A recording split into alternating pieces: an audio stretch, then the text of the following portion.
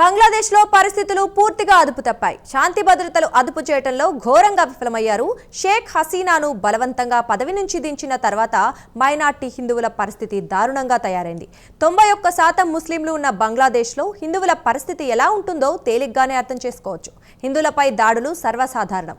ఇక్కడి అభయ్ నగర్ ఉపజిల్లా ఏరియాలో సుమారు 20 హిందూ దేవాలయాలను ఇళ్లను ధ్వంసం చేసి నిప్పండించారు. ఇక తాత్కాలిక చీఫ్ దీని గురించి అస్సలు పట్టించుకోరు. దేశంలో మైనార్టీలపై హింస జరిగి వారి మాన ప్రాణాలను తీస్తున్నా ఆయన మాత్రం మత ఛాందసవాదులను వెనకేసుకొస్తున్నారు. ప్రస్తుతం బంగ్లాదేశ్లో పరిస్థితి చూస్తుంటే శాంతి భద్రతల పరిస్థితి పూర్తిగా అదుపు తప్పాయి.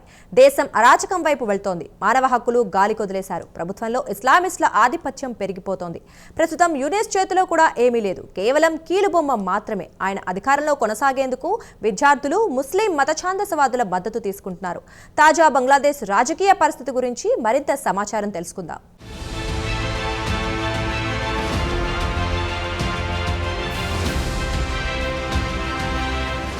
బంగ్లాదేశ్ తాత్కాలిక చీఫ్గా లేదా ప్రధానిగా మహమ్మద్ యూనస్ ఏరికోరి తీసుకువచ్చి కూర్చోబెట్టిన ఆయన మాత్రం దేశం గురించి కాకుండా తన పదవి కాపాడుకోవడానికే ఉన్న సమయాన్ని వెచ్చిస్తున్నారు. ప్రతిపక్షాలను ఎలా అణగదొక్కాలి, ఎన్నికలు ఎలా వాయిదాలు వేయాలి అని ఆలోచిస్తున్నారు తప్ప దేశంలో ఎన్నికలు జరిపించి గెలిచిన రాజకీయ పార్టీకి బాధ్యత అప్పగించి తప్పుకోవాలన్న పెద్ద మనిషి తరహా లక్ష్యం మాత్రం ఏ కోసానా కనిపించడం లేదు. ఇక యూనుస్ పై ఇటు మిలిటరీతో పాటు ప్రతిపక్ష రాజకీయ పార్టీలు ఒత్తిడి తెచ్చినా ఆయన మాత్రం ఎన్నికలు నిర్వహించడానికి ససేమిరా అంటున్నారు. ఈ ఏడాది చివరిలోగా ఎన్నికలు నిర్వహించాలని ఆర్మీ చీఫ్ వాకర్ ఉజ్ జమానా హెచ్చరించినా ఆయన మాత్రం డోంట్ కేర్ అంటున్నాడు. వచ్చే ఏడాది జూన్ నాటికి చూద్దామని దాటవేస్తున్నాడన్న వార్తలొస్తున్నాయి. తన పదవి కాపాడుకోవడానికి ఆయన ఇక రాజీనామా చేస్తానని డ్రామాకు తెరతీసి హడావుడి చేశాడు. తీరా ఊసే ఎత్తడం లేదు.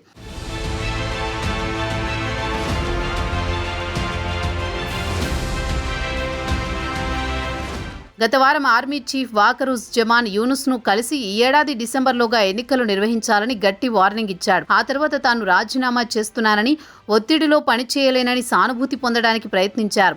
ప్రస్తుతం రాజీనామా ఊసి ఎత్తడం లేదు. గత ఏడాది ఆగస్టు 7, 2024 ఆయన తాత్కాలిక చీఫ్గా ప్రమాణ స్వీకారం చేశారు. అంతకుముందు ప్రజల చేత ఎన్నుకోబడిన షేక్ హసీనాను ప్రధాని పదవి నుంచి ఇటు విద్యార్థులు అటు మత ఛాందసవాదులు పలు రాజకీయ పార్టీల నాయకులు ఆమెపై ఒత్తిడి తెచ్చి ఆమెను దేశం నుంచి సాగనంపారు. అటు తర్వాత తాత్కాలిక చీఫ్ గా బాధ్యతలు స్వీకరించిన యూనుస్ త్వరలోని ఎన్నికలు జరిపించి గెలిచిన పార్టీకి అధికారం బదలాయిస్తానని చెప్పాడు. తీరా చూస్తే దాదాపు 9 నెలలు గడిచిన ఆయన మాత్రం ఎన్నికలకు ఇది సమయం కాదని దాటవేస్తున్నాడు.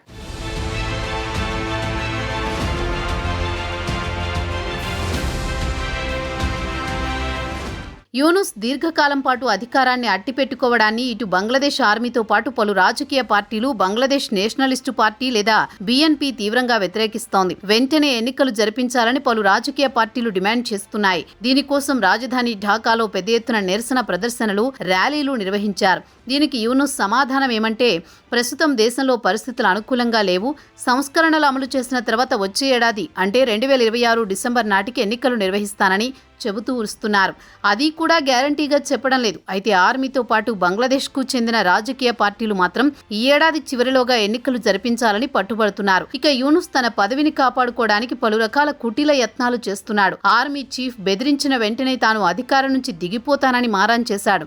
తీరా రాజీనామా చేయండి అంటే తాను రాజీనామా చేస్తే గత ఏడాది దేశంలో జరిగిన అల్లకొల్లోలం లాంటి పరిస్థితులు తలెత్తుతాయని హెచ్చరించాడు. పనిలో పనిగా ఇండియాను కూడా లాగాడు. తనను పదవి నుంచి దించడానికి, దేశంలో అల్లకల్లోలం సృష్టించడానికి ఇండియా కుట్ర పన్నుతోందని, తన పదవిని కాపాడుకోవడానికి ఇండియాను బూచిగా చూపిస్తున్నాడు.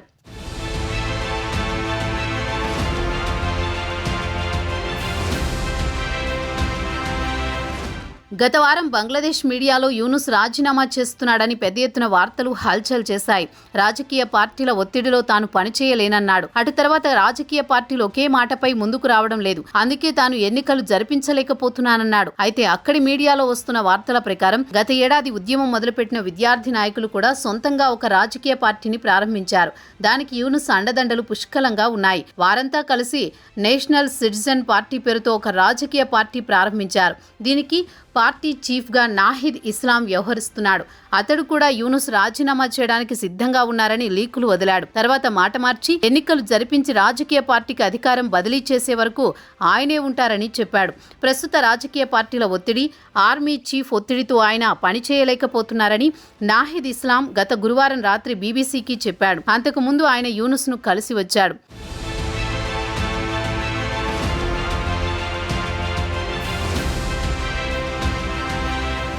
అటు తర్వాత తాత్కాలిక ప్రభుత్వ సలహాదారు వాహియుద్దీన్ మహమూద్ ఢాకాలో మీడియా సమావేశం ఏర్పాటు చేసి యూనుస్ వెంటనే రాజీనామా చేయరు, ఆయన ప్రభుత్వ సలహాదారుగా కొనసాగుతారు అని ప్రకటించారు. యూనుస్తో పాటు ప్రభుత్వంలో ఉన్న సలహాదారులు కూడా రాజీనామా చేయరని స్పష్టం చేశారు. తమకు అప్పగించిన బాధ్యతలు పూర్తి చేసే వరకు రాజీనామా చేసే ప్రసక్తే లేదని మహమూద్ చెప్పినట్లు బంగ్లాదేశ్కు చెందిన మీడియాలో వార్తలు వచ్చాయి. అటు తర్వాత యూనుస్ ప్రజల నుంచి సానుభూతి పొందడానికి ఎత్తులు వేశారు. బంగ్లాదేశ్ ఆర్మీ చీఫ్పై ఆరోపణలు గుప్పించారు.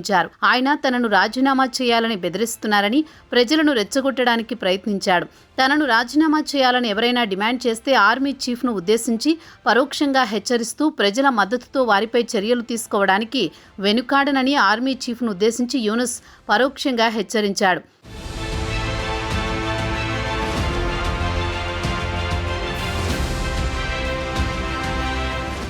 గత శనివారం నాడు జరిగిన అడ్వైజరీ కౌన్సిల్లో యూనుస్ ఈ హెచ్చరికలు చేశాడు. అటు తర్వాత యూనుస్ కార్యాలయం ఒక ప్రకటన విడుదల చేసింది. ప్రభుత్వం స్వయం ప్రతిపత్తికి లేదా సంస్కరణలకు లేదా జ్యుడిషియల్ ప్రాసెస్కు అడ్డు తగిలినా, స్వేచ్ఛగా ఎన్నికలు నిర్వహించడాన్ని అడ్డుకున్నా లేదా సాధారణ పరిపాలనకు అడ్డు తగిలినా ప్రజలతో సంప్రదింపులు జరిపి ప్రభుత్వం వారిపై కఠిన చర్యలు తీసుకుంటుందని యూనుస్ ప్రభుత్వం ప్రకటనలో హెచ్చరించింది. అయితే రాజకీయ విశ్లేషకులు మాత్రం దీనిపై భిన్న అభిప్రాయాలు వ్యక్తం చేస్తున్నారు. వారిలో కొంతమంది యూనుస్ నిజాయితీగానే సంస్కరణలను అమలు చేయాలనుకుంటున్నాడని అంటుంటే, మరికొందరు మాత్రం ఇది నేరుగా ఖలీదా జియాకు చెందిన బంగ్లాదేశ్ నేషనలిస్టు పార్టీ లేదా బీఎన్పీకి ఆర్మీ చీఫ్ వాకరూజ్ జమాన్కు వార్నింగ్ ఇచ్చినట్లు భావించాల్సి ఉంటుందని చెబుతున్నారు.